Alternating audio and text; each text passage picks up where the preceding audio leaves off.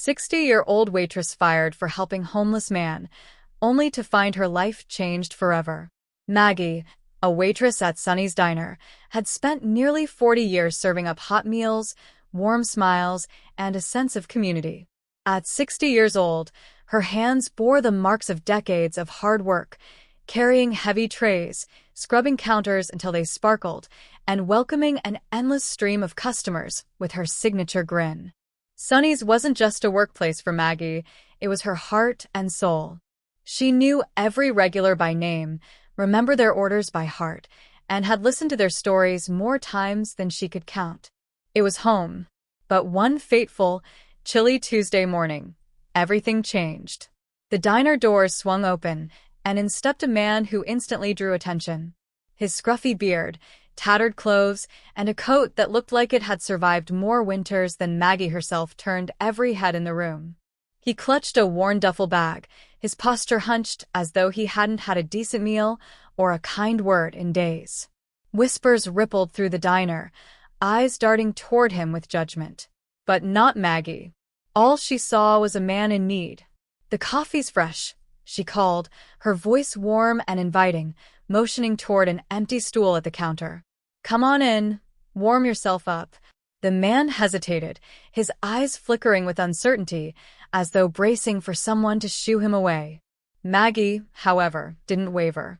She poured a steaming cup of coffee and slid it across the counter, along with a plate of toast. "This one's on the house," she said with a reassuring smile. The man's eyes welled up, his voice rough and low as he asked, "Why would you do this for me?" Maggie shrugged, her smile soft but unwavering. "Because everyone deserves a little kindness. Coffee is meant to be shared, not wasted." Before he could say more, the diner owner, Mr. Reynolds, burst out from the kitchen, his face red with fury. "Maggie, what are you doing?" he bellowed, pointing at the man. "We're not running a charity. Giving away food for free? Are you out of your mind?" Maggie froze, her heart pounding. "He looked like he needed it, Mr. Reynolds." But Mr. Reynolds wasn't interested in explanations. "This is coming out of your paycheck. In fact, don't bother showing up tomorrow. You're done here." The words hit her like a slap. Fired? After 40 years of service? She opened her mouth to protest, but caught sight of the man at the counter, guilt etched deeply into his face. Instead of arguing, Maggie swallowed her pride, untying her apron with trembling hands. "Understood," she said quietly, her voice steady even as her heart broke. The walk home felt impossibly long. How would she pay her rent? What would she do now? But as much as the uncertainty weighed on her, Maggie couldn't bring herself to regret helping the man. To her, kindness wasn't about what was convenient, it was about what was right. The next morning, she woke with no job, no alarm clock, and no plan. As despair threatened to take hold, a sharp knock at her door startled her. When she opened it, she was met with a sight that left her speechless. The same man from the diner, now clean-shaven and dressed in an impeccably tailored suit. "Good morning, Maggie," he said with a smile.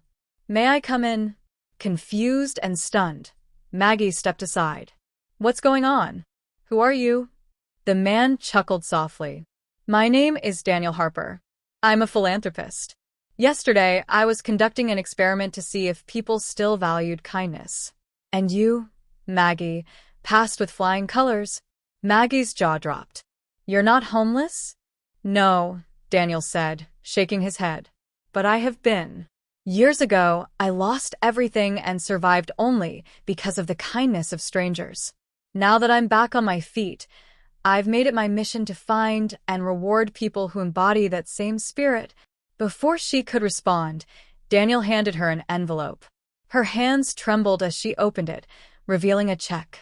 "This is to cover your bills and more, enough for you to retire comfortably," he explained. "And if you're willing, I'd like you to join me in a new venture, creating a foundation to support those who've fallen on hard times." Tears streamed down Maggie's face as she clutched the envelope. "Why me?" she whispered, her voice barely audible. "Because kindness, Maggie, is priceless," Daniel said. "And the world needs more people like you." From that day forward, Maggie's life took a new direction. With Daniel's help, She co-founded the Sunny Hearts Foundation, providing meals, shelter, and hope to those in need. The diner became a memory, but Maggie's compassion left an indelible mark on countless lives.